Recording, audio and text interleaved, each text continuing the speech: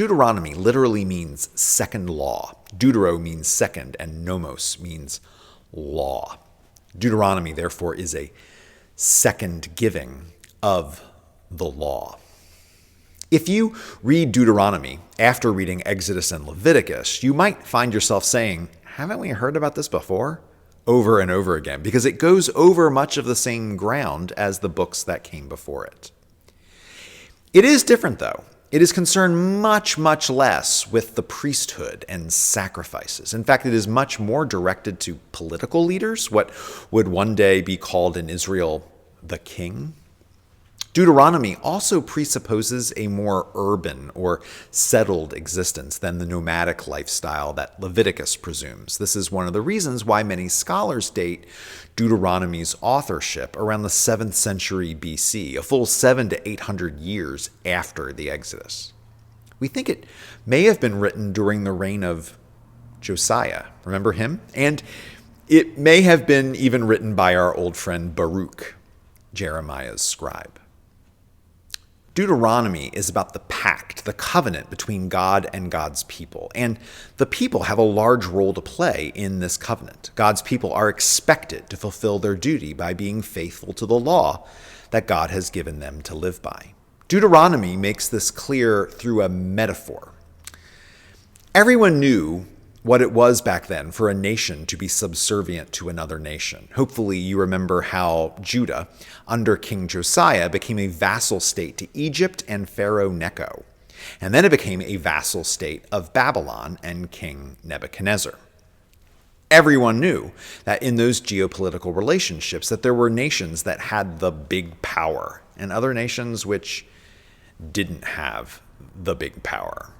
The metaphor that Deuteronomy makes clear is that for all the power that a Necho or a Nebuchadnezzar might have had, their power is laughably minuscule compared to the awesome power of God. If we realize that we'd have to follow Necho or Nebuchadnezzar's rules, how much more would we need to follow the law of God Almighty? In Deuteronomy, there is a curious little section which bears a lot of resemblance to what we've seen before in this study of commandment violations. If someone has a stubborn and rebellious son who will not obey his father and mother, who does not heed them when they discipline him, then his father and his mother shall take hold of him and bring him out to the elders of his town at the gate of that place. They shall say to the elders of his town, "This son of ours is a stubborn and rebellious.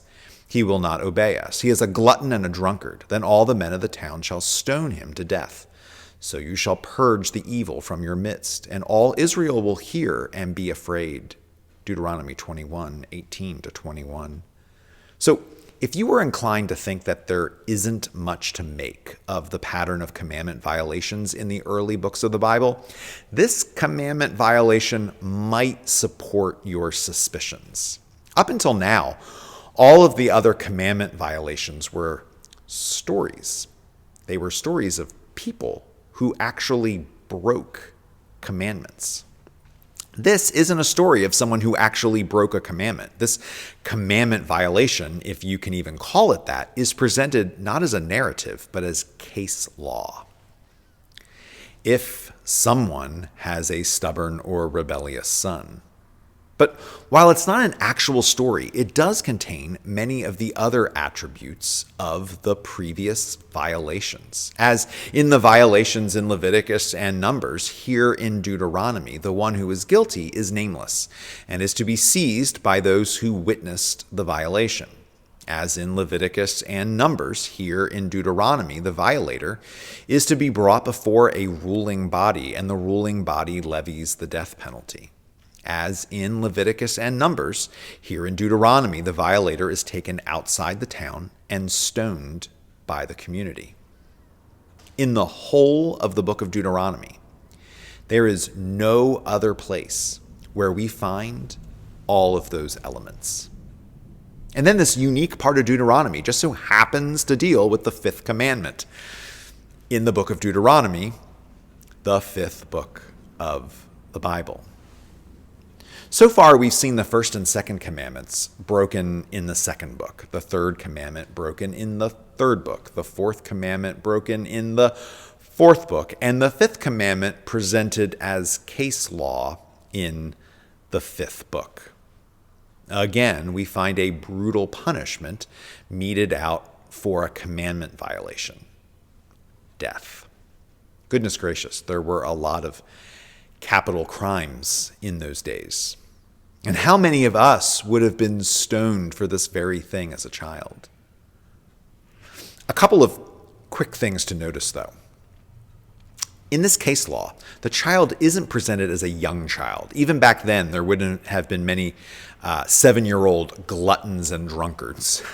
This is obviously at least a young adult son who has dishonored his parents.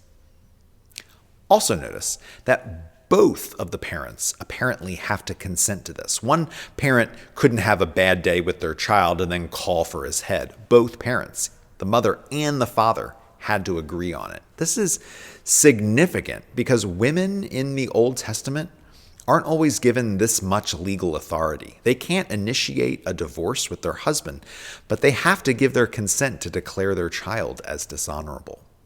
Perhaps this high bar might help us feel a little better about this one. Here's a question to think about.